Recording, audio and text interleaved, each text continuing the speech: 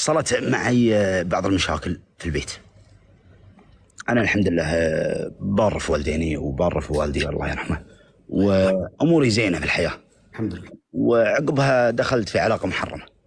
لا حول ولا قوة إلا بالله. فانتكست يعني تقريبا حالتي. أول سنة، أول سنتين، أول 3 4 5، وصلت السنة الخامسة فبذر لي شيء تقريبا نفس السحر. حصلت شيء في الواتساب تحويل أموال وكذا والدولة، ومكتوب تيسير عمل فسألت ايش اللي قاعد يصير؟ قال لا بس هذا شيخ من برا وكذا. فبعدها يعني كنا احنا مسافرين، ويوم رجعت الدولة اللي أنا فيها لاحظت ان قامت تصير بيني وبين خواتي، بيني وبين اخواني، مع انهم كانوا يحبوني وانا المصلح بينهم. يعني اي شيء يجوني كلهم، يعني انا اصغر واحد فيهم. كان ذيك الايام يعني تقريبا عمري 27 او 28. ف انتكست حالتي قبل شهر. اي احد يكلمني انفر، ما اصلي. قد لي 3 شهور صلاة الجمعة اسكر على نفسي باب الغرفة. ارقد الساعة 6 الصباح يوم الجمعة ولا اصلي، واسأل في شيء قاعد يصير معاي. فذا الشخص اللي كان معاي لا امورك زينة، الحين انا قاعد اتكلم معاك في احس ان في شيء قاعد يمسك بطني، ماني مرتاح، واحاول اشرح ما حد قاعد يفهمني ولا حد قاعد يصدق اللي انا قاعد اشوفه. يقول لي لا انت يا اخي تتخيل، انت قاعد يصير معك شيء، انت يعني وصلت مرحلة العمل خلاص اتصل من تلفون بتحطوني دوام ما تحطوني، انا اجازة بكرة، يعني امور تلخبط ببعض. اختي تشتكي علي في مركز، انا شخص معروف وكلهم يعرفوني في قطر، فيعني ما يهمني هالكلام. كل امور تحصل في بيت وبتكلم وشيء في خاطري ودي اتكلم وابي الناس تسمعني وتشوف اللي انا مريت فيه، وتشوف العلاقات اللي انا دخلت فيها المحرمة وين ودتني.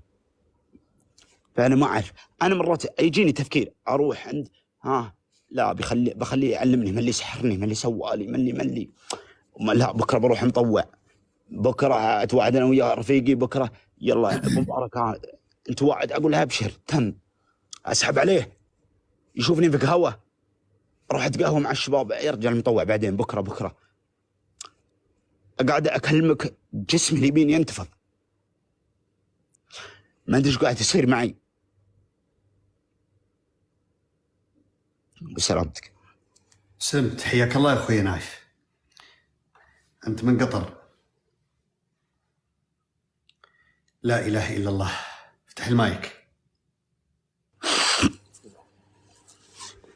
نايف بيك حبيبي، ابغاك اول شيء توسع صدرك، تستهدي بالله. العلاقه هذه اللي انت سويتها مع الناس هذولا، انا اعرف استغلوا وجودك بحياتهم، ارسلوا عليك عمل معين. ما اعرف، كل ما انشد يقول لي لا اضر نفسي ولا ضرك. سحب منك اموال ولا لا؟ لا تجي يعطيك اموال؟ يدفني باللي ابغي. وش المقابل؟ ما بشيء. انا عارف المقابل وشو. لا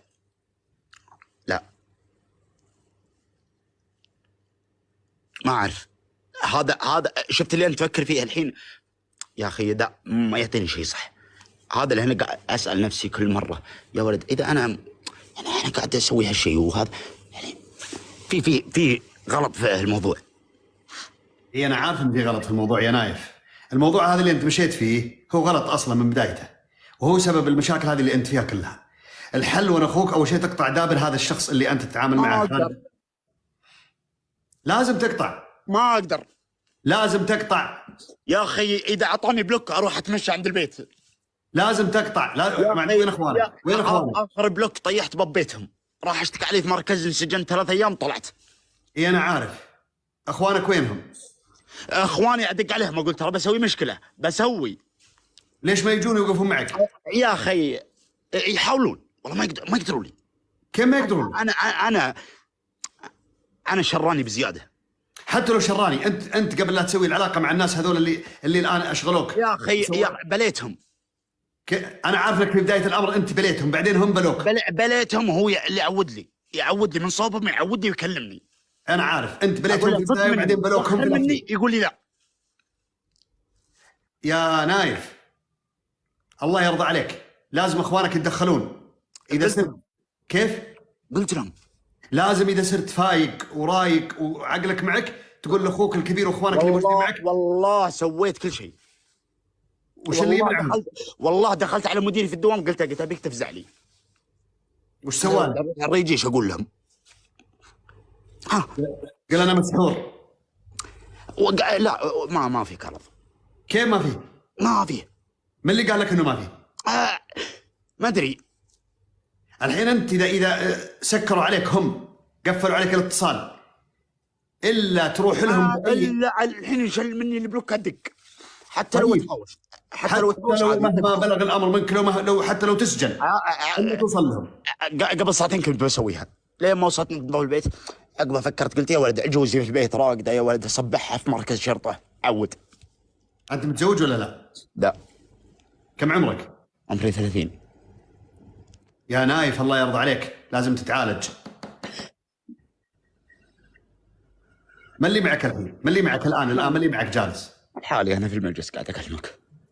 اخوانك وينهم؟ الرجال كلهم مارسين وكل واحد في بيته. يعني ما معك في البيت ولا واحد من الرجال؟ لا معي واحد اصغر مني واللي اكبر مني معرس بس معي في البيت.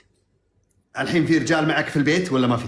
يا اخي يخافون، وشفت اللي ما يودهم يدخلون على بالهم انه بيغدي دم بتغدي امور يا شيخ فهد، نفس اللي تغدي في السعوديه على بالهم ذا السيناريو. يا ابن الحلال الله يرضى عليك يا نايف، انت ما عندك شيء، انت عندك رقيه شرعيه، لازم يرقونك اخوانك، لازم يرقونك رقيه شرعيه. طلبتهم جبت لهم ارقام، وكل ما ابي احرك الخبر ابي اروح للشيخ الفلاني ابي اروح ما اقدر. الحين اكلم عندي اخت في ابو ظبي، اكلم بنتها اقول بجيكم، قالت حياك بس ترى يعني ليش تمشي في الليل؟ قاعد افكر اقول بكره يا رجال بجيهم بعد اسبوعين كذا تفكير ما اعرف. واضح في خاطري ابوي حبيبي نايف، واضح انك انت وقعت في مشكله مع احد واستغلوا الفرصه، وربما انهم عملوا لك عمل. يا شيخ بس انا ما ضريت ولا يا اخي ما دست لحد على طرف، كل ما يطري اسمي ونعم بس العلم اللي انا فيه ليه؟ ايوه انا ليش انا قاعد اسالك، انا قلت لك ايش معنى انه في ناس يقولوا لك مع السلامه وتقول لهم مع السلامه وترجع تعلق فيهم مره ثانيه؟ هل هذا يعقل؟ مستحيل الا يكون في عمل موجود او في علاقه معينه انت ما قدرت تتخلص منها. انا عندي فكره، اذا في عمل لا انا ما قاعد اكلم نفسي اقول لا، اذا لا مستحيل عمل، اكلم نفسي اقول انه في عمل لا. انا عندي فكره شفت ان المسحور ما يقول انا مسحور الا يقول ما اعرف. المسحور يقول انا مسحور، والمسحور يروح يدور الرقيه، والمسحور يجلس للرقيه، والمسحور يجلس 4 ايام 5 ايام وهو صاحي واعي ولا عنده اي مشكله، وبعدين اذا رقي عليه يتعب، ولا هو بعيب ان الانسان يسحر، ولا هو بعيب الرسول سحر، ولا هو بعيب ان الانسان يرقي، ولا هو بعيب ان الانسان يروح لاخوانه يقول يا اخوان انتبهوا لي ترى انا بديت الان اتوجه توجهات خطا. اسمعني خليني اقول لك شيء، ترى في اشخاص اذا كنت ما تدري، في اشخاص يقعون في مشاكل، حتى يعني مشاكل تدخلهم السجون واسبابها سحر وهم ما يدرون. فلذلك انا اقول انتبه لنفسك، ولازم ترقي رقيه شرعيه، والشيء اللي لو لا سمح الله اي خطوات قاعد تمشي فيها طريقه خطا مثلا، لا سمح الله ان شاء الله انك منزه عن هذا الامر، اذا في طريقه غير السحر رفاق سوء مثلا، اشخاص مثلا استراحه او جلسه او سمر او كذا، فانتبه لهذا الامر. والله يا شيخ اقسم بالله ان مجلسي مفتوح ما يدخلون الا الرجال شروك، ولا عندي امور يعني ردى.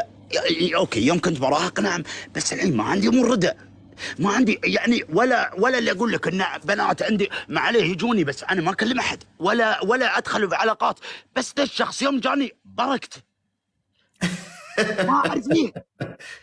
بركت ما عاد تقدر تقول شيء. يا شيخ انا دقيت على اخوها، قلت لها انا باخذ. وش قلت؟ قلت انا جايك طلب. قلت لمن؟ قلت اخوها.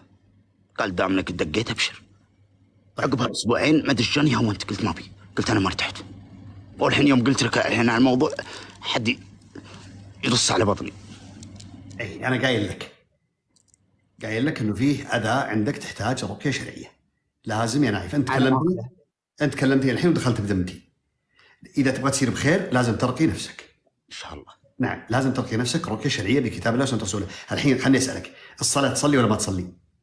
والله ما اصلي، استغفر الله. صرت ما تصلي، تسحب عليه وتنام الفجر ما تصحى غير الظهر. والله حتى بدوهم اشوفهم يروحون هنا المسجد، اروح شغل سيارتي امشي. طيب خليني اسالك سؤال خاص جدا، بتجاوبني؟ نعم.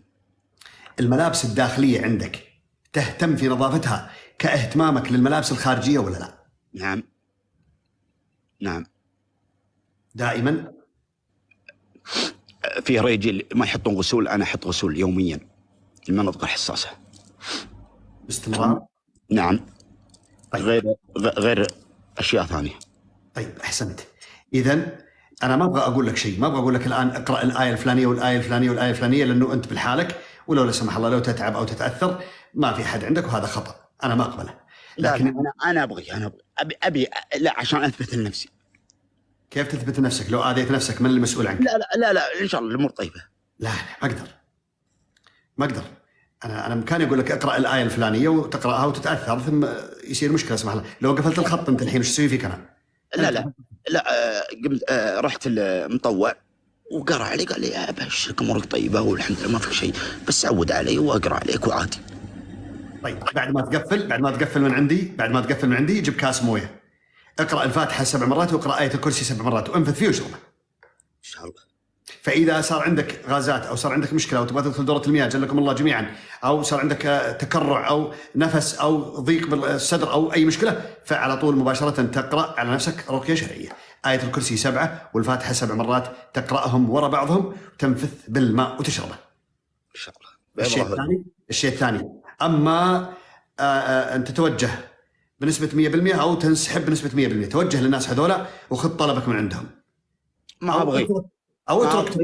ما ابغي بس يا شيخ ما ارتاح. لا انت اللي قدرت تروح لهم ولا انت اللي قدرت تتركهم. وكل ما طلعت من قطر عودت اليوم الثاني معلق. ما اعرف ليه.